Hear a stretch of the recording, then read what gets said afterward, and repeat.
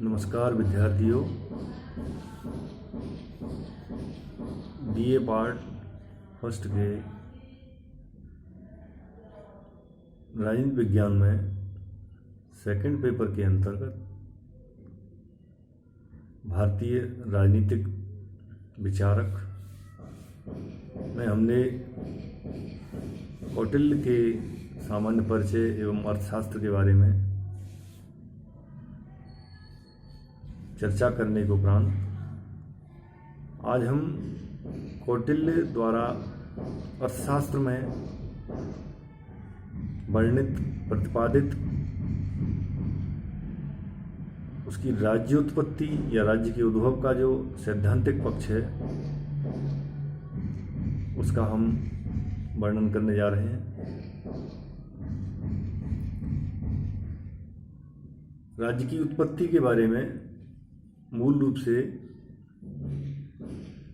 महर्षि मनु द्वारा जो अपना विचार दिया गया वो दैवीय सिद्धांत या दैवीय तत्व की प्रवसत्ता के आधार पर हुआ था एवं कौटिल्य द्वारा जो राज्य की उत्पत्ति का आधार माना है वह दैवीय न होकर के, भले ही ये विचारक समानार्थी परंपरा को साथ लेके चलने वाले हैं, फिर भी कौटिल्य द्वारा जो प्रतिपादित राज्य की उत्पत्ति का जो या उद्भव का विचार है वह दैवीय न होकर के समझौते पर आधारित है, जिसको कि आगे जाकर के समझौते के सिद्धांत के रूप में जो हाब्सबर्ग ऑफ रूसो ने बताया था राज्य की उत्पत्ति के बारे में। लेकिन यहाँ समझौते का आधार उस अल्प जागरूकता का परिणाम है, क्योंकि मनु द्वारा जो दिया गया सिद्धांत है उसमें अप्रत्यक्ष रूप से जो शक्ति या सत्ता काम करती है उसको आधार माना, लेकिन कौटिल्य ने यहाँ पर स्वविवेक, स्वानुभव या प्रत्यक्षीकरण के आधार पर जो किया गया दृष्टिकोण उसे प्रतिपादित करने का काम समझौते के आधार पर राज्य की उत्पत्ति को निर्धारित किया है। तो इसमें हम देखते हैं कि राज्य की उत्पत्ति का जो स्वरूप है उसका जो निहितार्थ है, तो ध्यान रखें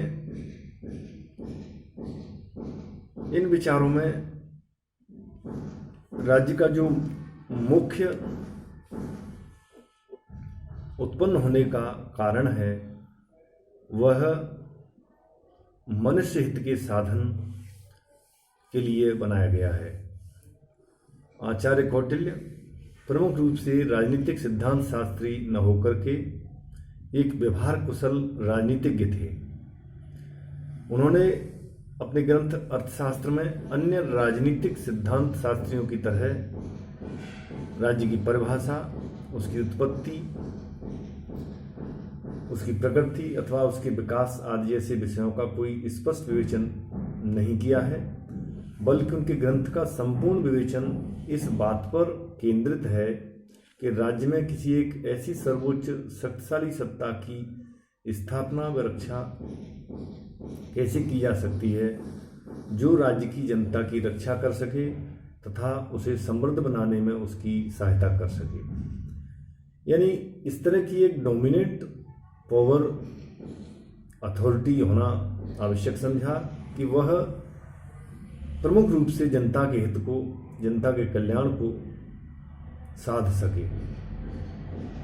ये प्रमुख तत्व माना है एवं उसको समृद्ध बनाए, सुरक्षा संरक्षा प्रदान करे, उसकी सहायता प्रदान करे। इस संबंध में बंध्योपाध्याय ने लिखा है, अर्थशास्त्र एक ऐसी सर्वोच्च शासन सत्ता की स्थापना से संबंधित कला पर लिखा गया एक व्यवहारिक ग्रंथ है, जिसमें जनता की रक्षा करने की तथा उसे अपने को समृद्ध बनाने में सहायता प्रदान करने की क्षमता हो। कहने का यहाँ तात्पर्य है कि एक ऐसा सर्वोच्च शासन, उसकी सत्ता, उसकी स्थापना एक कला पर चलाने के लायक हो, उस ग्रंथ में इस तरह की बात लिखी है। और जनता की रक्षा का प्रमुख कार्य बने, उसको समृद्धि प्रदान करे, उसके लिए सहायक सिद्ध हों। तो इन क्षमताओं से भरा हुआ एक ऐसा सत्ता का स्वरूप होना चाहिए, राज्य का स्वरूप होना चाहिए।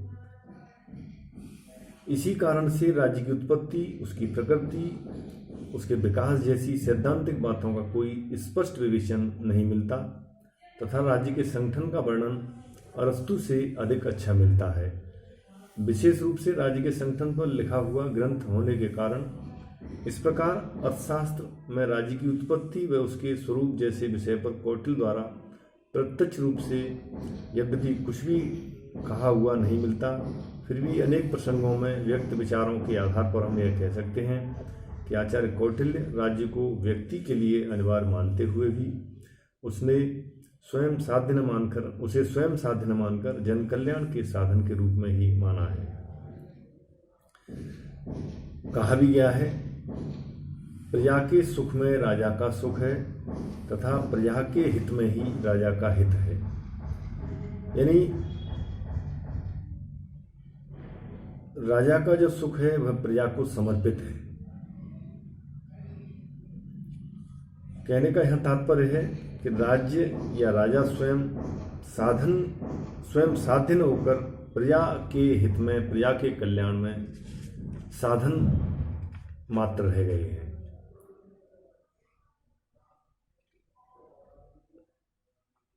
फिर है अगला इसका परिप्रेक्ष्य, सामाजिक समझौता का जो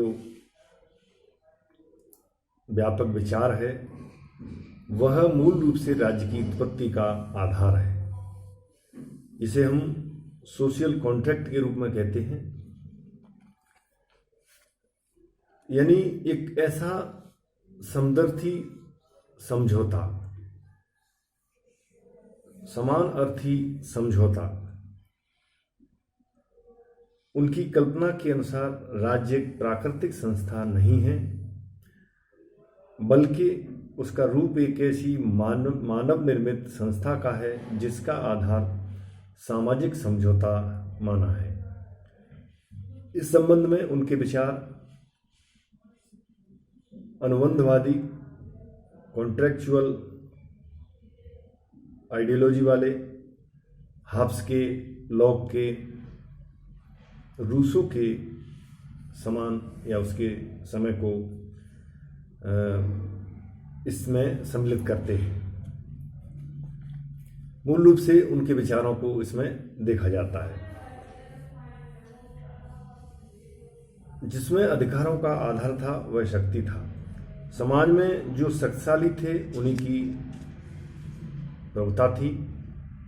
शक्तिशाली निर्बलों को सताते थे, परेशान करते थे तथा जो दुर्बल था उसकी दशा उन छोटी मछलियों के समान थी, जिसमें कि बड़ी मछली अपनी इच्छा के अनुसार छोटी मछली को कभी भी खा जाती है या खा सकती है। दुर्बल हैं, उनका जीवन सबल व्यक्तियों की दया पर आधारित था। सबल निर्बलों के जीवन को कभी भी नष्ट करने की क्षमता रखते थे। अर्थात जिसकी लाठी उसकी भैंस की यह व्यवस्था मत्स्य न्याय को जन्म देती थी। इसमें बड़ी मछलियां सबल का प्रतीक हैं या बलशाली का प्रतीक हैं। छोटी मछलियां अर्थात निर्बल व्यक्तियों को संकेत करती हैं और सबल द्वारा, ताकतवर द्वारा निर्बल को समाप्त करना उसकी अस्तित्व को मिटा देना, ये इस तरह का सिद्धांत उस समय संचालित था। जीवन रक्षा की इस समस्या के कारण प्रजा ने मिलकर वैवस्वत मनु को राजा बनाया। प्रजा की ओर से उन्हें आश्वासन दिया गया कि अनाज का 6वां भाग, व्यापार का 10वां भाग, सोना आदि प्रजा की ओर से उन्हें कर के रूप में दिया जाएगा और प्रजा के मुखिया लोग अस्त्र शस्त्र सहित उनके साथ रहेंगे तथा राजा का यह कर्तव्य निर्धारित किया गया कि वह प्रजा की रक्षा करेगा और उसे अपना जीवन सुखी बनाने में सहायता करेगा। इस प्रकार कौटिल्य के अनुसार राज्य एक ऐसी मनुष्यकृत आवश्यक संस्था है जिसका निर्माण मनुष्यों की प्राकृतिक असहनीय अवस्था की कठिनाइयों से मुक्त होने के लिए किया गया है। यानी इसके पीछे जो उत्पत्ति हुई है, उद्भव हुआ है राज्य का, उसका मूल कारण एक तो शोषित था, एक शोषक था, एक्सप्लॉयटेशन करने वाला और एक्सप्लॉयटेशन करवाने वाला, शोषित शोषक। शोषित को हम यहाँ पर निर्बल से लेंगे, शोषक को यहाँ हम शक्तिशाली या बलशाली के रूप में मानेंगे। इस तरह की जो विभेदकारी नीति थी उसको समाप्त करने के लिए राजा की उत्पत्ति हुई, राज्य की उत्पत्ति हुई। तो परस्पर ये इस तरह की वैचारिक स्थिति को देखते हुए, असहनीय अवस्था को देखते हुए राज्य की उत्पत्ति को माना है। आवश्यक समझा कि इस दशा में एक ऐसी डोमिनेंट सत्ता होना अति आवश्यक है। फिर है मानव का जो तत्व है वह ही राज्य का मुख्य तत्व है। कौटिल्य ने राज्य के मानवीय तत्व पर विशेष बल दिया है। उनके अनुसार राज्य का महत्व इस बात में है कि उसमें रहने वाले व्यक्ति कितने समृद्ध हैं। उन्होंने कहा है कि राज्य का निर्माण व्यक्तियों द्वारा होता है तथा उनके बिना राज्य एक बांझ गाय के समान है। कौटिल्य का यह कथन राज्य विषय प्लेटो के इस कथन से मिलता जुलता है कि राज्य का निर्माण पहाड़ों और पेड़ों से नहीं होता, बल्कि वहाँ रहने वाले नागरिकों के चरित्र से होता है, जो पासा पलट देता है और प्रत्येक वस्तु उनका अनुसरण करती है। इस तरह से इन विचारों में यहाँ समान भाव दिखाई दे रहा है। कौटिल्य ने इस संबंध में कहा है, विजेता राज्य का कर्तव्य है कि वह विजित राष्ट्र के नागरिकों के हितों का ध्यान रखे। बिना जनता के न तो वह जनपद है और न ही कोई साम्राज्य। कौटिल्य ने अर्थशास्त्र के पृष्ठ 295 में लिखा है, पुरुष वह राज्यम अपुरुषा गौरवंधेव किम दुहित। फिर पृष्ठ 403 पर लिखा है, न ऊजनो जनपदो राज्यम जनपदम वा भवतीत। अर्थात राज्य का निर्माण व्यक्तियों द्वारा होता है, वह बिना राज्य एक गाय, बांझ गाय हो उसके समान होता है। अपुरुषा गौरवंधेव किम दुहित, यानी जो दूध न देने वाली हो, बांझ गाय हो उसके समान।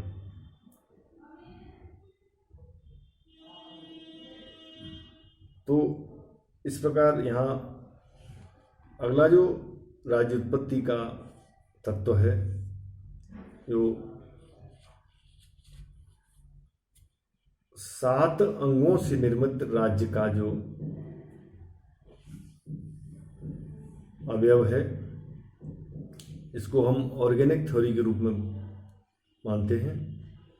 मनु और भीष्म की तरह ही कौटिल्य ने भी राज्य का स्वरूप ऑर्गेनिक अवयवों पर आधारित माना है।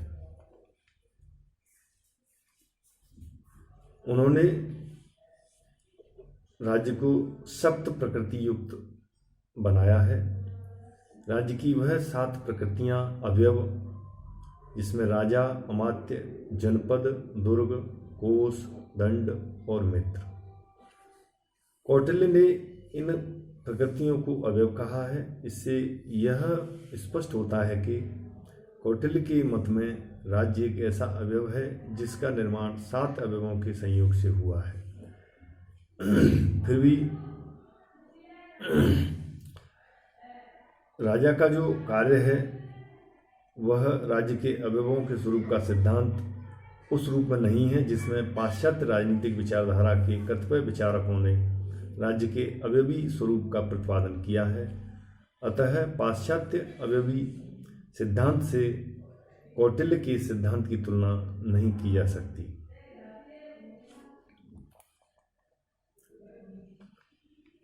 तो ये राज्य की उत्पत्ति या राज्य के उद्भव का सैद्धांतिक दृष्टिकोण है। अगला हम कल पढ़ेंगे। धन्यवाद।